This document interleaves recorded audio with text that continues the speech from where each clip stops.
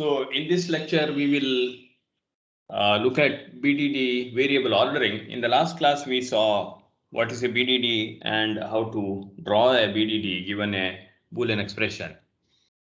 Now let us look at what is the effect of variable ordering on the size of the BDD.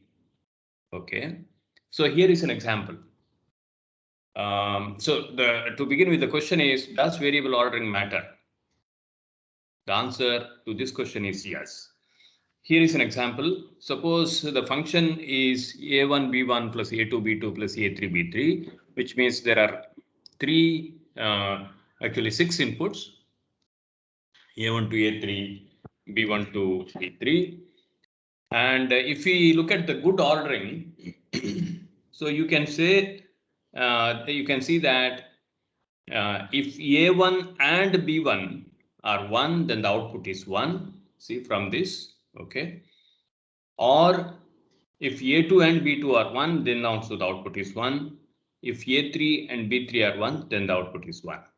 Otherwise, the output is 0. So this good linear ordering, in this ordering, the growth of the BDD is linear in the sense that the number of nodes will be almost same as the number of variables. Now look at a bad ordering. What we mean by bad ordering, we choose the splitting variable when we find the cofactors for this to represent the BDD.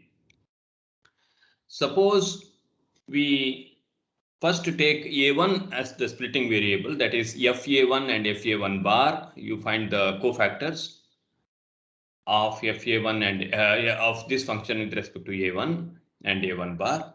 Then you get this is fa1 bar, this side is fa1. And after you get the cofactors with respect to a1, now suppose you find the cofactors with respect to a2, okay, then you get this, this becomes cofactor of f with respect to a1 and a1 bar, a2 bar. This is a1 bar, a2. So you get different, it is something like this. This is actually, this function is fa1 bar, and this function is fa1.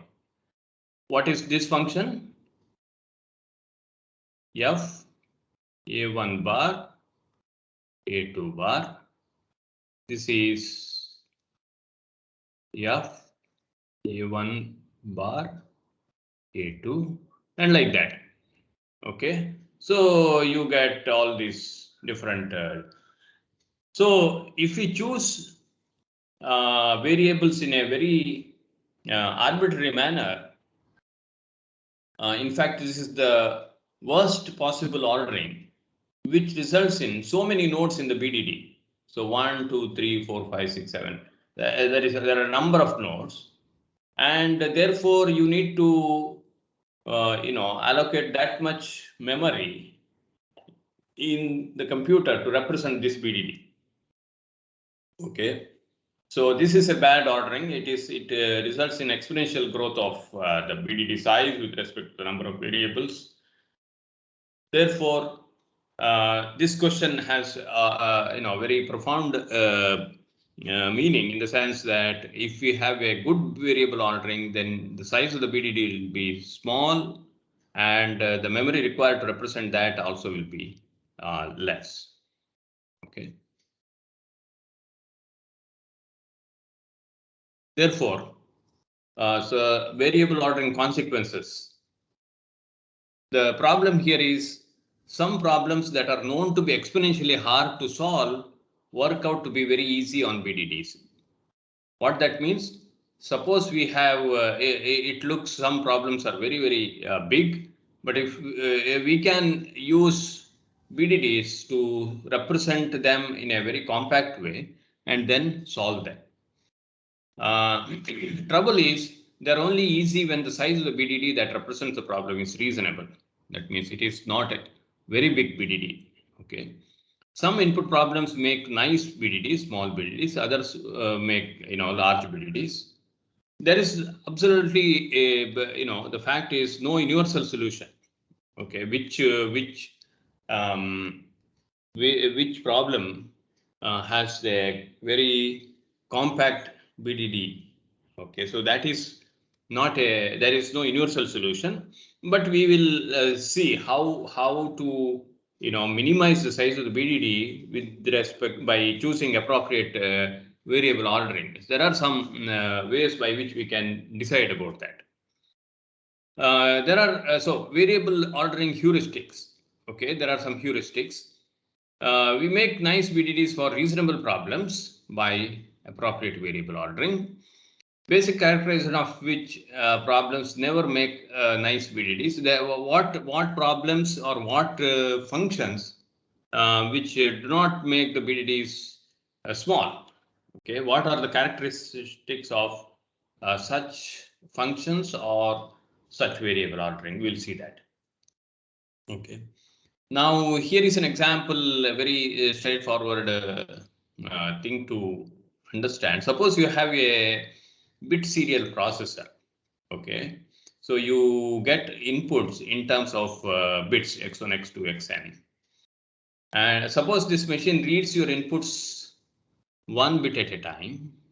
Okay, in a certain variable order. Okay, it stores information here about previous inputs to correctly deduce the function value from remaining inputs. So you are reading the inputs. Based on that, you will give you this machine will give you the output 0 or 1. Okay. Now, if this machine requires k bits of memory at step I, at some step it requires k bits of memory, then the BDD has roughly 2 to the power k branches crossing level I. Okay. K bits encode which of 2 to the power k branches we are on after reading xi. It is, to give a very simple example. Suppose you have, suppose you have x1 is the initial input. Okay. When x1 is fed into this processor, there are two possibilities. X1 will be 1 or x1 will be 0, right? Either x1 is 1 or x1 is 0. Okay, now after reading x1, we get x2.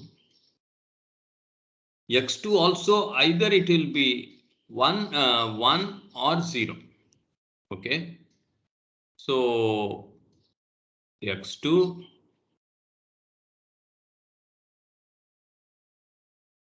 this.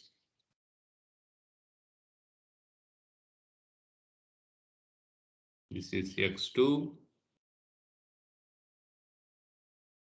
Okay, so now if you look at this level is I is equal to 2. We have now I which is equal to 2 because x1 and x2 two inputs have come. So what is how many nodes are there or how many branches are there? If we have already 2 bits have come, k bits encode which of 2 to the power k branches we are on after reading xi. See, after reading 2 inputs, there are 4 branches. This is x1 0, x2 0, x1 0, x2 1. Here x1 1, x2 0, and x1 1, x2 1. So there are 4 branches, 2 to the power k branches. So the maximum that is possible is 2 to the power at any level. It is of that order, 2 to the power k or 2 to the power n kind of thing. Okay, so that is what is given by this view graph. Okay, that is what is what this view graph says. Okay, so here is an example. At level 3, 1, 2, 3. See, at level 3 there are 3 edges, 1, 2, 3. Whereas here there are 8 edges. In the bad ordering, there are 8 edges. 1, 2, 3, 4, 5, 6, 7, 8. So this is 2 to the 4k type of growth for the BDD. Whereas for a good ordering, it is just linear. The number of edges is proportional to the number of variables that has been read. So now let us look at what makes this BDD ordering, BDD size small. What ordering? We will look at some through our intuition. What is why this is small? You see, this is because of what is known as local computability. What that means is inputs that are closely related should be kept near each other in the variable order. Okay, see this again. Inputs that are closely related should be kept near each other in the variable order. That is, groups of inputs that can determine the function value by themselves should be closer to each other. If you look at this, A1, B1, okay, if A1 is 1 and B1 is 1, then the output is 1. Okay, you need not look at the rest of the inputs at all. Okay, so these A1 and B1 inputs are closely related to each other. So if they are, in the variable order, if these two are taken one after another, then the size of that BDD will be small. Okay, so if A1 is 0 and B1 is also 0, then F depends on other variables. You see, if A1 is 0 and B1 is 0, then F depends on other variables. That is A2, B2, A3, B3, and so on. So this is one of the reasons why the BDD has the smallest size, because we order the variables in such a way that they determine the output, by themselves. These two determined by themselves, then these two, then these two. On the other hand, here we have not taken that into consideration. We simply took A1 first and then A2 and then A3 as splitting variable. And then we started building the BDD. And it turned out that you have, large number of nodes and therefore the branches also. Here is another example. This is the idea 2 is power to control the output. That is, the inputs that greatly affect the output should be early in the variable order. Okay, should be early in the variable order. That is, what is greatly affect? Greatly affect means almost always changes the output when this input changes. Okay, now look at this 2:1 multiplexer. So if D0 and D1 are fixed, they are not so D0 is 1 and D1 is 0. Let us say these inputs are 0. Okay, this is fixed 1, this is fixed 0. So when S changes, output changes because these values are one is 1 and another is 0. Okay, so output changes. Therefore, input yes greatly affects the output.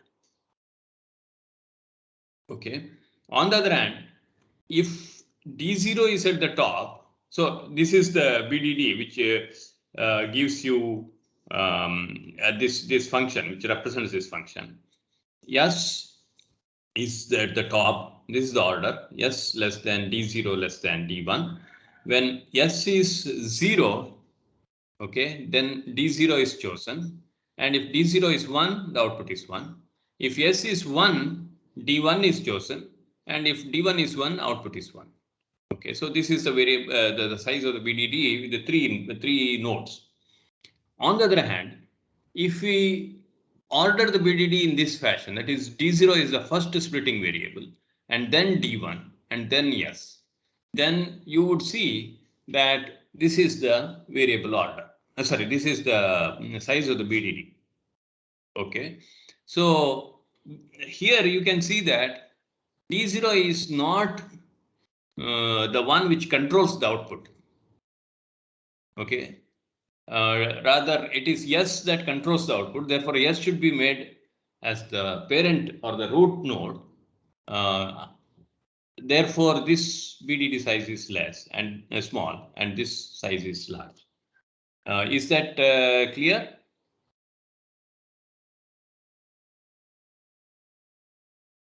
Hello. Yes, sir. Suppose I give you a function f is x1, x2 plus x3. Okay, what do you think is the first variable that we need to consider to have a smallest size? X3. X3. Okay, if x3 is 1, okay, if x3 is 1, then straight away BDD, the output is 1.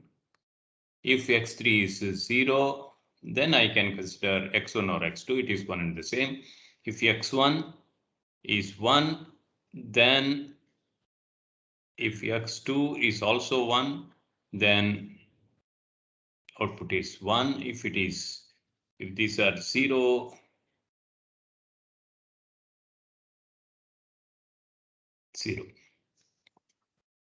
so with the so this is also a linear size BDD. Okay, so that is how we order the variables. So here is another example, so which we saw previously. Whenever let us very quickly go through this. Suppose I have a logic network like this. You have a network with the x1 to x5 as the inputs, and this is the output. Now redraw to represent circuit as linear arrangement of its blocks.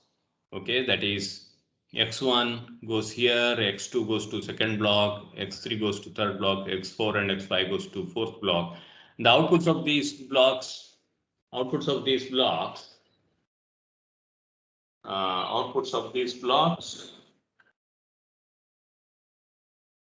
go to the next blocks, and this is output. Now, if you look at this, suppose if you look at this, you have a connection, that is a connection of 4 wires crossing this at this point. So the if there are n primary inputs and bandwidth is W, that is maximum bandwidth. So if you look at any cross section, the maximum happens here. There are 4 wires crossing here. So the size of the BDD will be roughly, that is kind of upper bound. It is upper bound of the size of the BDD means n into 2 to the power W nodes. Okay, so this is a result by one Burman from IBM long time back. That the maximum size of the BDD will be something like this, n into 2 to the power W nodes. Okay. So here is an example, linear circuit example, 4-bit adder, and we are looking at the sum. Okay. How to order variables for a simple 4-bit carry ripple adder with which gives you a sum. Okay, so we will use the same property that we saw just now. So you are actually, suppose A0 and B0, you are actually adding A0 and B0. You have a full adder here. Okay, and you get 2 outputs, one sum and one carry, and 3 inputs. Okay, and then the sum goes to the next block, where the inputs are A1 and B. This is another full adder. A1 and B1 are the inputs, and this sum gives you the next sum and the carry. Carry is not shown here. Then A2 and B2 and this sum gives you the next sum output and carry, and so on. Okay, so this is our final sum. S3 is the final sum. And that is the most significant bit of the sum. So if you look at this, this is 3. This cross section is 3. That means the 3 wires are crossing, and there are 1, 2, 3, 4, 5, 6, 7, 8. 8 this thing. So this BDD for this will be upper bounded by 2 to the power, how many? 8 into 2 to the power 3. 8 into 8, 64. That is the biggest possible size. But the smallest one will have, very small size, because if A3 and B3 are 1, both of them are 1. Okay. Then the output is decided by this input. That is, if both of them are 1, this value is 0. So output is decided by this input, and that is decided by these 2 inputs. That is decided by these 2 inputs. That is decided by these 2 inputs. So you can also represent this in a BDD, using a BDD, by appropriately choosing the variables. If you choose A3 and B3 as the first top variables, then if both of them are, one is 1 and another is 0, then the output again, of course, depends on this previous input. So you can say that the size of the BDD can be controlled by the choice of variables which come one after the other. So variable ordering, generalization. Many carry chain circuits have constant bandwidth like this. Okay. And for example, comparators, priority encoders, ALUs, and so on. See, in this case, if I were to find the carry, instead of this, if I were to find the carry is, if any 2 of them are 1, then the output is 1. Carry output. That is majority of A naught, B naught, C in gives you C out. What does that mean? If at least 2 bits are 1, then the output is 1. So that is true at every stage. So if I were to draw the BDD for this carry, then the output will be decided by the majority logic. So that will be easy to represent. Okay, now let us. Is there a way of deciding which variable should be at the top from a different angle? Okay, suppose in this circuit, how to represent which variable should be considered first to have a compact BDD. Okay, so now let us look at the heuristic ordering methods. We will take advantage of this linear ordering idea. The input to this heuristic method is gate level logic network we want to build a BDD for. Output is global variable ordering to use. Okay, that is, I give this gate and the gate netlist and decide which variable should be at the top of the BDD ordering. This is called a topological analysis, also known as walking the network graph. So our question is this: what should be the ordering, variable ordering? Is it B first, then A, then D, then C, then E, or A first, then B, then C, then D, then E, or some other? Okay, let us look at this. This is there is a PhD done by one Minato about how to decide on this variable ordering using what is known as weight assignment method. dynamic weighted assignment method. It is very, very simple. So look at this. This circuit, I will, same circuit is given here. And let us see, we want to represent we want to have a BDD for this output. There are two output. Now there are two functions actually. This is function 1, this is function 2. Okay. Now function 1, we have to find the BDD for function 1. What he does is this. Initially assigns a 1 at the output. Okay, this is not the logic one. It is we are not looking at logic 1. It is the weight 1. Okay, pick a primary output, put a weight 1 there. This is weight 1. Now you split this equally among the inputs. So this 1 gets split into half for this input and half for this input. Okay.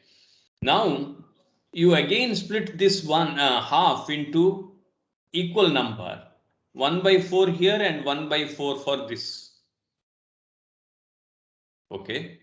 Are you able to see this? This half is divided into 1/4 and 1/4. Okay. This half is equally divided among these three inputs of this AND gate. This is 1/6, 1/6 and 1/6.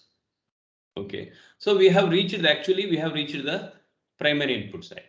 So now you see what is the weight of this input, that is 1/4. What is the weight of this B? It is 1/4 from this side and 1/6 from this side. So it is 5/12. And for this, it is 1/6. C, it is 1/6. D, it is 1/6. Now you see, if you look at these weights, you can say that B has a greater impact on the output because B is propagating both through this gate as well as this gate. In other words, B largely affects the output. Do you see that? Do you see that B has a greater effect on the output than A, C, and D? Yes? Yes, sir. Yeah. So now, therefore, dynamic assignment weight assignment method says pick the primary input with the biggest weight. Put it first in variable order. So B is first. Okay. Now you remove that. Once you remove that B, now again do the same thing. Start from the same primary output, half.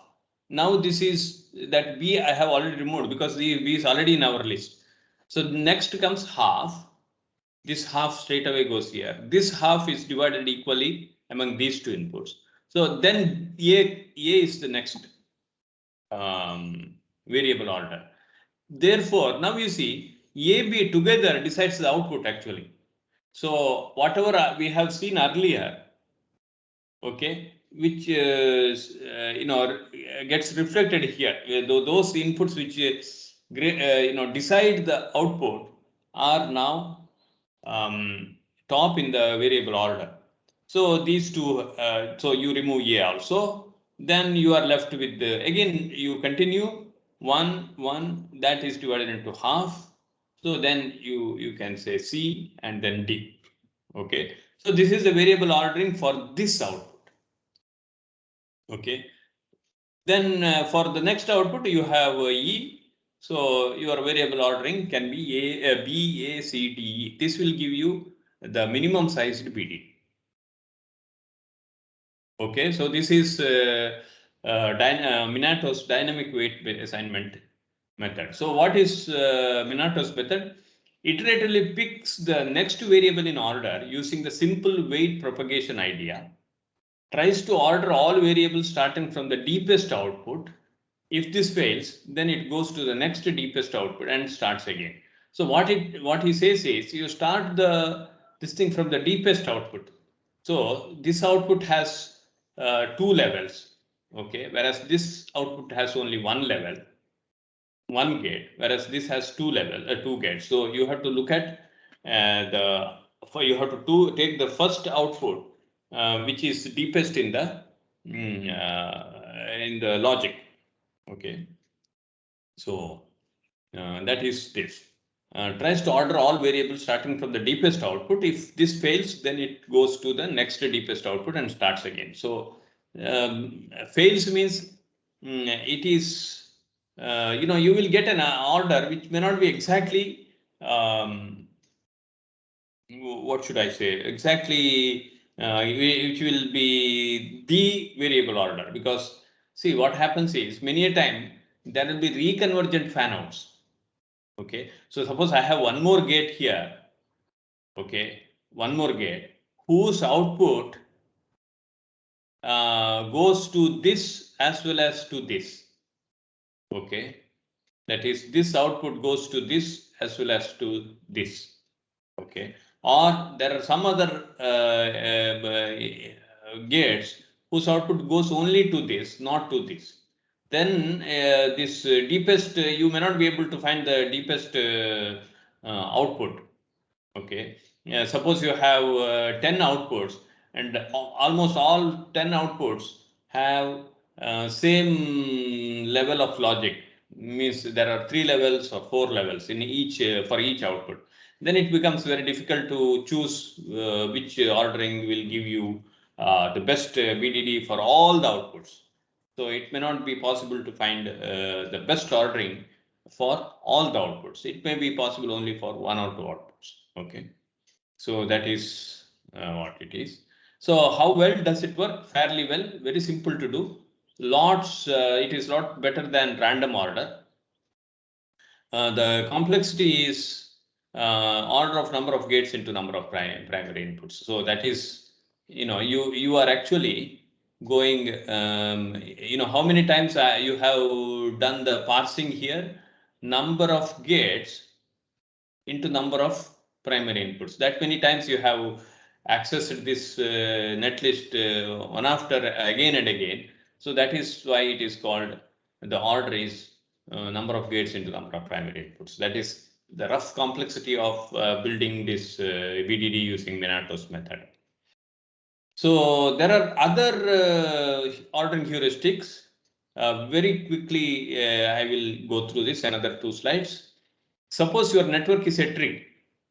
Okay, so start at the output and do a post order traversal of tree. Write down variables in order visited by the tree. What is post order travel? Visits the node gate, that is gates in depth first search order. Post order is actually means depth first search. So you start from here, then go here, then go here.